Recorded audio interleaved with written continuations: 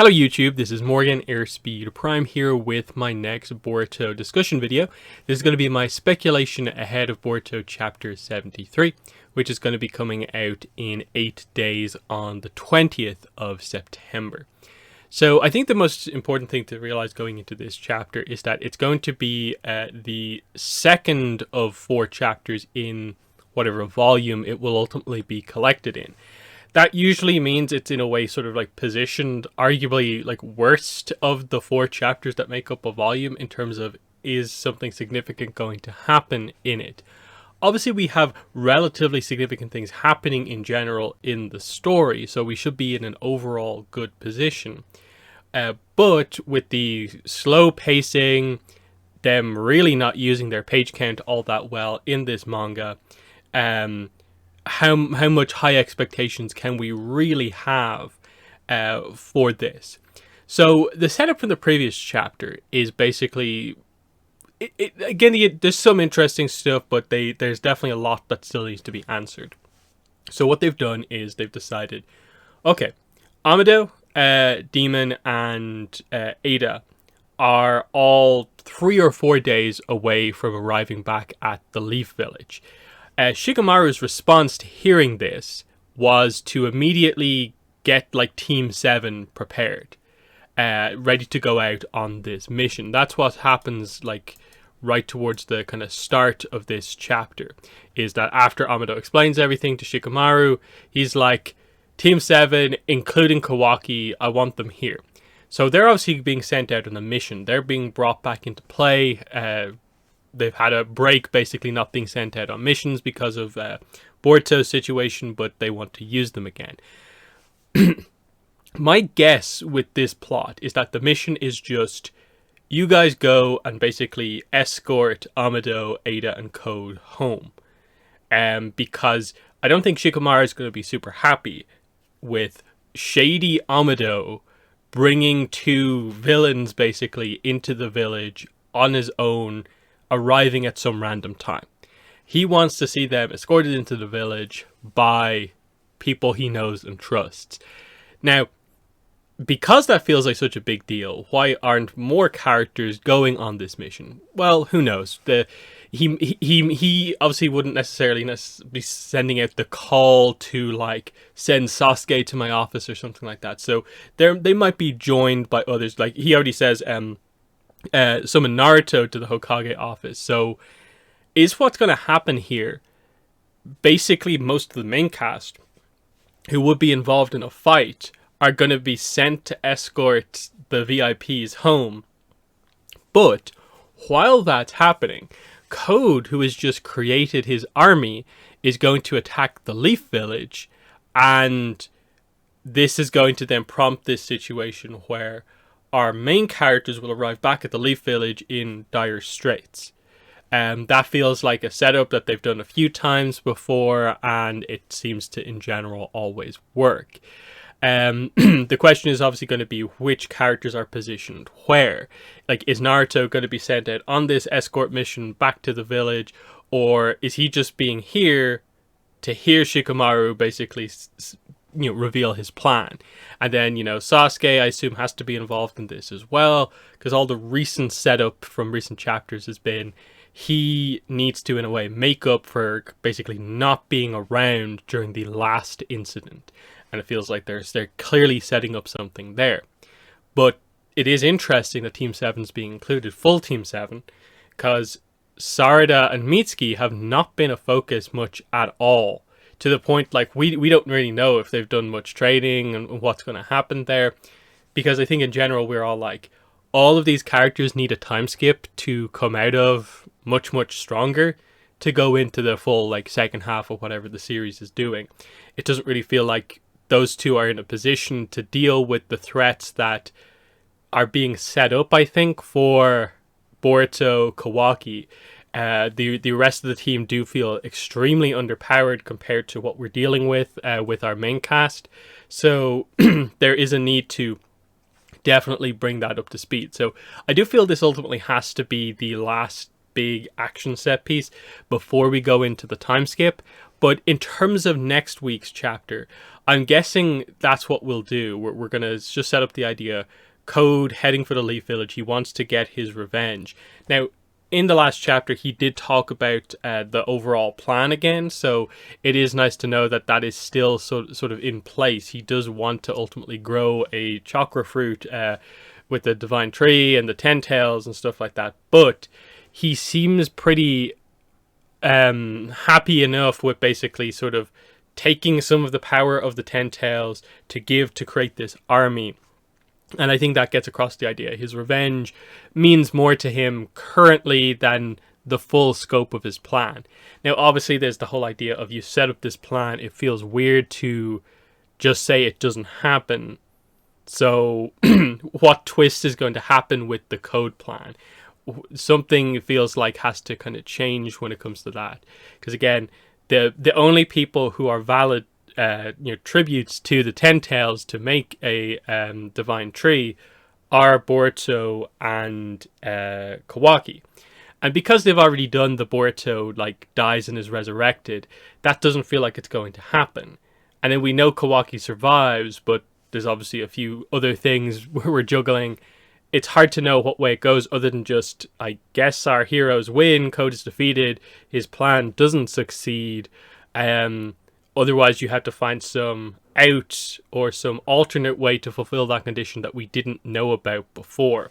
And obviously, that's impossible to sort of predict and to speculate on properly.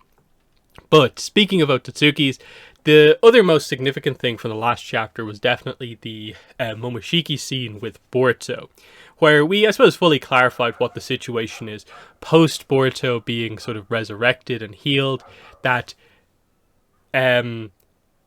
Momoshiki can never truly, fully, in the way he wants to, resurrect himself through Boruto and the whole karma mark situation. That Otsutsuki dynamic is gone. But he does seem to get across the idea, well, I'm still here, I'm still part of you. So if you ever basically despair and become so weak that you are not strong enough to hold me back, I'll be able to take over your body that way, and in a way, I'll be alive. It will be like I have resurrected. So they're still setting up that threat of Boruto needs to remain strong, otherwise Momoshiki will take over and rampage basically as Boruto, which we've seen before. That threat is still here, and the thing that's keeping it from being repetitive here is, of course, that we seem to be getting closer and closer to this destined day. The day where Boruto will lose everything. And the whole, those eyes will take everything from you. What the whole setup with that is and what it's about, what actually goes wrong. Is this... I'm guessing at this point that sort of has to be the thing that prompts the time skip to happen. That they defeat Code, but it happens at the expense of all this other stuff, prompts the time skip, prompts the need for training ahead of the second stage of the story. But he says it's rapidly approaching, so I'm guessing in the same way that basically Code's attack is rapidly approaching, this is all going to coincide together to see what actually happens. I like the Boruto Momoshiki dynamic. It's one of the most, I think, just consistently interesting things in the series. But we'll see what exactly they do here. Because, like I said, I think my general predictions are that I do think their mission is going to be to go to effectively the Land of Snow, find Amado, Ada, and Demon, escort them back, and when they arrive back, they'll find the village being attacked. It's either going to be that, or they're sending all the key characters away from the village so that the village doesn't get attacked, knowing that Code will attack them wherever they are. So there'll be a fight once again on sort of the outskirts of the village. It's hard to know the exact kind of nature of where they'll position each character and so on. Because are they trying to make this a kind of Pain-esque situation where that army's going to come in and people will die? Or is this just going to be a more of a situation where, because we basically have an army of grunts, is this going to give the chance for a lot of characters to actually get a chance to shine here defending the village? Because Code is effectively like the only notable member of the sort of enemy force, you sort of created this situation where that's the only like significant fight. Because, okay, sure, they seem powerful by themselves, but they've already presented the limitation, which is that they can use the claw marks, but it doesn't seem like they can generate them themselves. Because the example at the end of the chapter they use is one of them going through the claw mark that Code used to kind of get to this area in the first place. So that's that. I don't really have, I think, too much else to say here. Obviously, if Kawaki is going with Team 7, and we're right in assuming it's to escort them back, that means we're going to get the Ada-Kawaki meeting, like, very soon. Like, I'm assuming they'll head off on their mission in the next chapter, and they'll maybe either find them at the end of the 3rd chapter of the volume or in the 4th, and they'll do it that way. But of course, Ada, surprisingly, despite this being her main goal, her main focus, she wants to talk to Kawaki on normal terms, also seems very cautious about sort of the way that this first meeting is going to happen, which I suppose makes sense. She's used to just seeing people and immediately the dynamic with that person is set in stone. This is one of the few people she actually has to be sort of slightly worried about how the relationship is going to go. Now, I suppose you have to keep in mind in all of this as well, is that Boruto also fits that condition as well. So both Boruto and Kawaki will be the only characters who really aren't affected by her, in addition to, of course, her people who are related to her, which obviously right now seems to only be Demon, because we still don't know what the whole Amado kind of mystery is, which is the other thing that I think we're waiting for. But I don't think we're quite going to get any of that yet. He seems to want to wait to tell his story, his full reveal, until he's able to tell it to basically everyone. So the only, I think, positive that can maybe happen on that front is just that Boruto will be there, Kawaki will be there, and he might be willing to talk a little bit more openly with Amado might be a bit more willing to talk openly with Kawaki, because again, I think they've set up that those two in particular do need to talk now that the sort of truth has come out, and we're waiting to see what happens here. So that dynamic, again, a lot of Kawaki dynamics are actually the sort of focus here to see what actually happens, and then a lot depends on who goes where. Is Naruto going to be going with that group wherever they're going? Is that actually what their mission is? Sasuke, what's he going to be up to? Because I think the dynamic that might work best is probably that you have Naruto and Sasuke stay at the village, and then you have the younger, the 4 kind of key young characters that are Team 7 go out on the mission. That way, you actually get to see Naruto and Sasuke lead the defense of the village, get to show where their kind of power level is post their sort of injuries, sort of power down effects from the previous arcs, and show what kind of tricks they have left in the bag, but set up the idea that ultimately we are going to need some combination of Boruto and Kawaki, one or the other, both of them together, are going to be the ones who need to fight against Code. Because again, the setup is that Code technically is more powerful than Kawaki, who otherwise is one of the more powerful characters. But now we know Demon is actually more powerful than Code, which is part of the really weird dynamic that's going on here, is that because they did that interesting reveal that Code effectively can't deal with Demon is on our side. So unless something goes wrong with Ada and Demon, or they just make the decision that, like, yeah, we're gonna like take your deal, but we're not gonna be like truly allied with you, so we won't fight on your side, that they just choose to be neutral in it, that's the only, I think thing that might kind of save all of this in a way. Otherwise, from a pure, the power level perspective, it seems like Code is kind of almost destined to lose this just based on what's going on here. But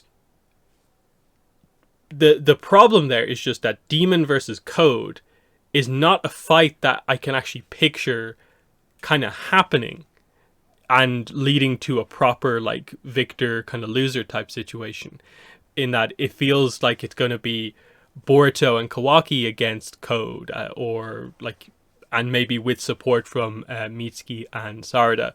It depends what way they go with it, but it feels like those are the characters who ultimately will have to defeat Code, not just use the sort of crazy abilities that Demon has to accomplish everything. And that's sort of the problem here, is that Code has to sort of navigate things effectively here, because he doesn't want to force Demon and Ada to like directly fight against him, but he does seem to now be in a situation where he does have to target both Boruto and Kawaki. So that's kind of part of the problem here. Anything else? There was the Hinata scene, and I suppose the most notable thing was at the end of that, Himawari in the manga saying that she actually wants to become a ninja. That might help. That feels like a setup directly for kind of time skip type stuff. Obviously, if you're watching the anime, you know that they're more directly doing that, and that, okay, she's in the academy right now. But in the manga, they actually haven't really done much of that stuff. So that's interesting. But yeah, otherwise, like that was, I think, everything from the previous chapter. I am excited going into the next chapter, but I do have a feeling, just because of like structure-wise where it's going to be with regards to them doing the story in the sort of 4 chapter blocks, I have a feeling this might end up being the one that just doesn't deliver necessarily, but will set us up for, I suppose, the chapter 3 and chapter 4 of this block. So chapter 74 and 5 to be the ones that really deliver.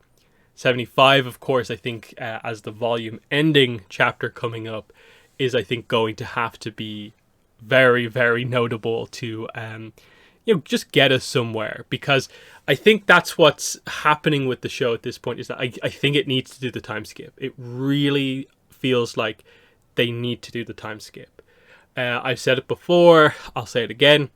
I think Code is an okay villain, but I am not quite buying him as the be-all, end-all villain.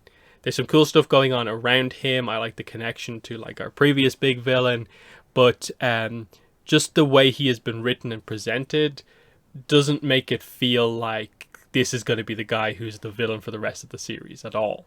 It feels like he is the last thing to get us to the time skip, and then after that we're going to deal with whatever we're dealing with going forward.